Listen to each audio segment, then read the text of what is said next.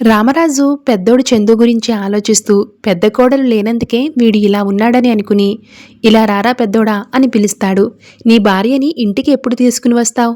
వల్లి లేకపోతే ఇల్లంతా బోసిపోయింది. వల్లి ఇంటి మహాలక్ష్మి, తను లేకపోతే ఇంటికి కళే ఉండదు. వెళ్ళి తీసుకునిరా అని అంటాడు రామరాజు. ఆ మాటతో చందు, ఏంటి నాన్న, మాట్లాడితే చాలు వల్లి వల్లి అని అంటారు, తను లేకపోతే కొంపలే మునిగిపోవు, ఊ అంటే చాలు వల్లి అంటారేంటి అని ఫైర్ అవుతాడు. ఆ మాటకి ఒక్కసారిగా షాక్ అవుతాడు రామరాజు. ఏమైందిరా, వల్లి పేరు చెప్తే ఎందుకు అంత రెచ్చిపోతున్నావు, అసలు ఏమైంది అని అంటాడు. ఎందుకంటే అని ప్రేమ వైపు చూస్తాడు చందు.